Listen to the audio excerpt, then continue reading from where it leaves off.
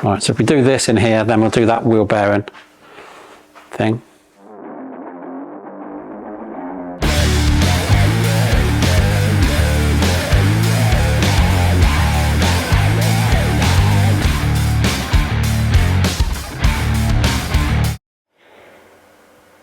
So, welcome to DocWob TV, episode 345 or whatever it is.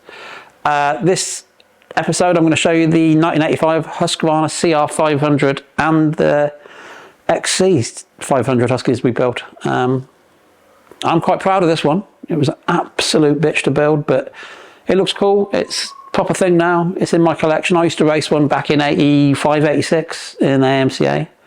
This is my senior number, which got me into the experts, which the minute I got in the experts, it stopped being fun because I ran out of talent pretty quick. So here's the bike. I rebuilt it just for myself. It's not for sale, even though one day when I keel over, the kids will probably sell it for a tenner. But there you go. I'll show you around it and show you what we did.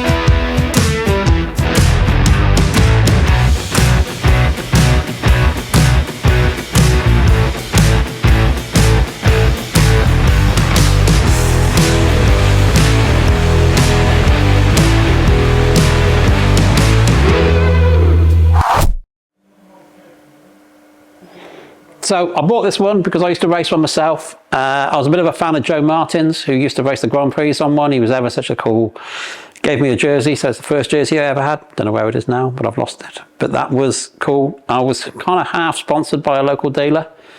And I was on Rob Andrews' old 84 Grand Prix bike, CR250 Husky.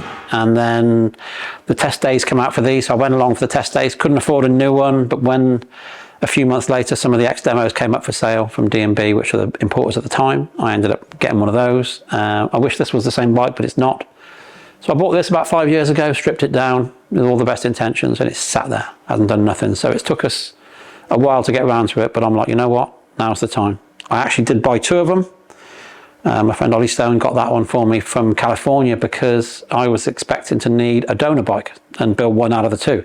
Turns out these old Huskies are built strong, so I didn't need it. That was hand painted battleship grey, believe it or not. So after this one was built, we stripped that, powder coated the frame, put some stickers on it, tyres, and it's a good usable 86 XC500. XC similar bike, wide ratio gearbox, larger tank, bigger silencer, softer suspension, but not much different in them as far as chassis goes. They had a little guard for the water pump. Still a very trick thing. So that thing is going to be available for sale, but this one is not. So any of you Husky gurus would know that they had silver fork tubes, lower fork tubes, which when I vapor blasted them, they look so nice. I'm like, I ain't going to paint them. So they look good. So I can run you through what we did and who helped us out, because without help on one of these, you aren't building one. They're a pain in the ass. Engineers over here. Where's my coffee anyway? I thought you would be coming. No. So start off with the build, the frame. Not much repair work, to be in fairness. So the frame's off powder coat, then it done white, motor stripped. Had a bit of a mission putting the motor back together. I couldn't figure out how the kickstart goes. So if you go on HVA Factory, Andy Elliott has some really interesting how-to videos on these. Without that, I'll be knackered. So thank you, Andy, for that. Otherwise, I would have been screwed. So you basically assemble the whole kickstart mechanism in the case and put the whole thing on. Who knew? Wheels were a bitch. The spokes on these come out at like a 90-degree angle. So normally you put a spoke in, turn it, and it goes to where it's going to go in the rim. These turn at such a sharp angle, you couldn't do that. So you have to put all the spokes in the hub, then put them to where you kind of need them to go. Cable tie them also, they're crossed over, then drop the rim on. I can build a wheel in an hour. That thing took me like a day and a half. It was awful. Front rim I had to bail out on. I couldn't get it to work. So the front rim, I bought a set of spokes. They didn't work. They fitted one side, so I thought I'd done it wrong. Took it apart, flipped it over. Did it fit? No. Turns out that one side's a 3 crossover and the one side's a 2 crossover. So I didn't know this at the time, so I took it to Talon and Talon laced it for me. I don't often give up, but that front wheel was about to be through the window. It was a pain. So there's that.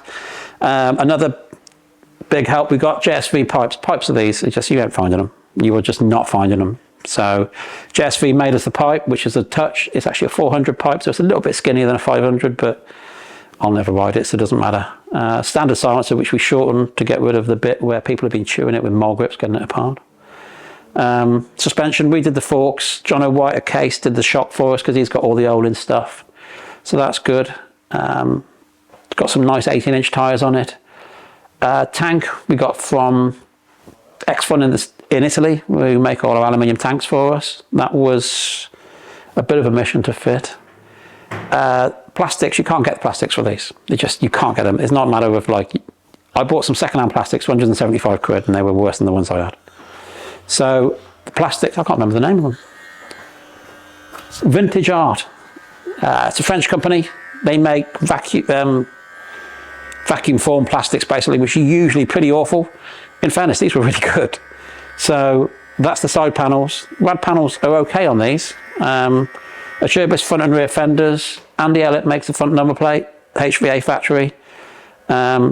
So again, thanks to those guys. Without those, we were struggling. The one part which I didn't show you last time the bike was finished was the seat foam. Seat foam I bought from the States and had Matt Coles bring it back for me when he was over for a Loretta Lynn's qualifier. So we could do the seat. The rear fender bolts to the underside of the seat, so we couldn't put that on until it's one of those deals. But now the bike's finished. It's really cool. I love it. I just love it.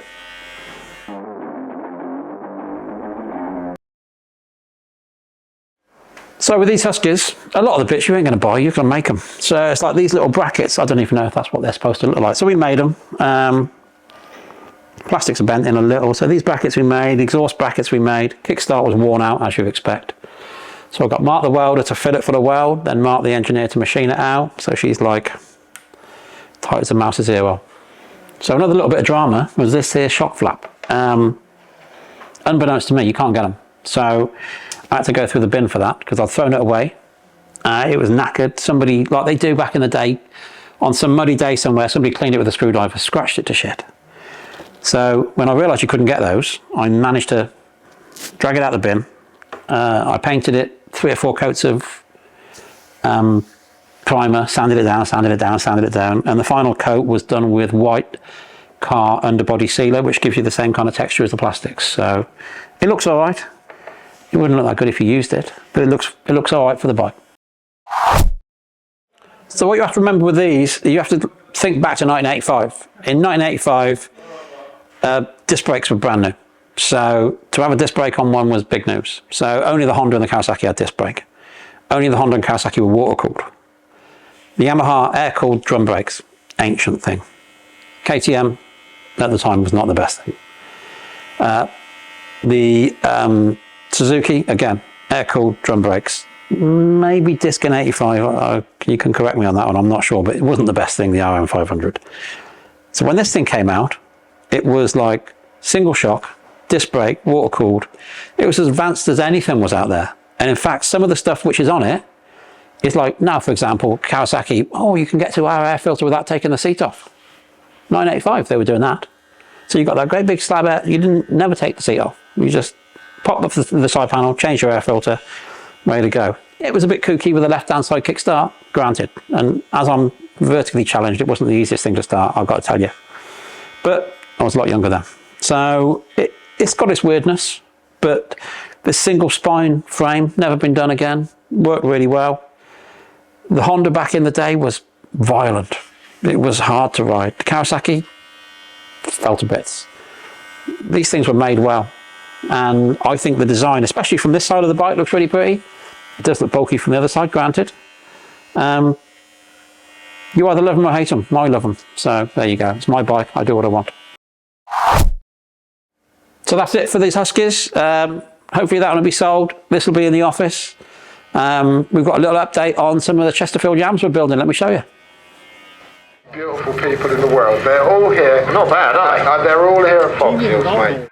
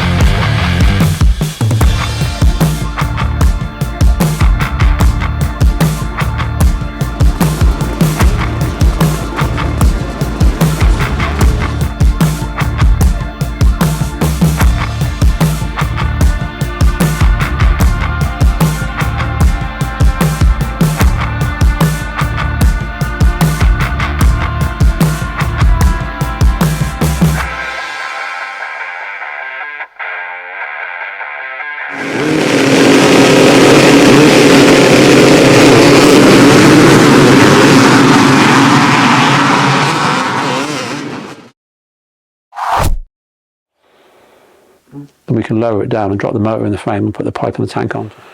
Okay, so this is the 1994 Chesterfield YZ250 we're building. It's for a customer, but he's racing it at Fox Hill, so it's got to be ready.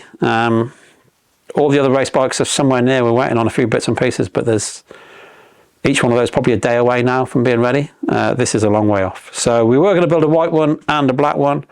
We ain't got time to do that.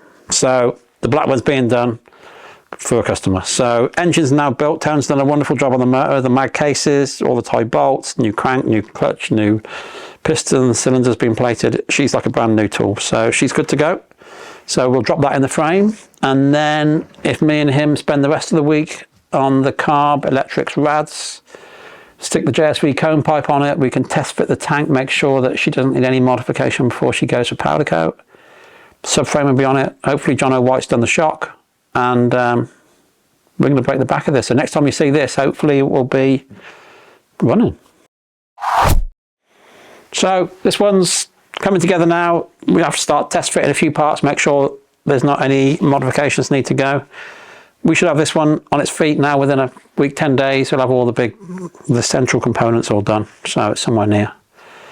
We are taking on bike builds again. We've got, because the VMXDN builds, I'm not going to sell them, I'm going to keep them, so we don't have the chaos summer every year. We're building quite a few this year. We've got the American team, 3 riders there. We've got Alessio Chiodi, we've got Vara Villapoto, and we've got Tommy Sales bikes. So we're building 7 all in all. It's quite a lot. So we can't look at nothing until later in the year. But we had a 3-year wait list at one point, which I understand is too long. So we're trying to get that down to be, you know, between 6 and 12 months, which seems a long time, but they take a long time to build. So we're doing that. Anyway, so like and subscribe what we're doing. I'll keep showing you the VMXDN builds. We've got some videos coming up with Tommy, testing his new KX250, which he's going to race. We've got plenty to do, so you've got to leave me to it. We've got to get our head down. Oh, like and subscribe and all that, apparently.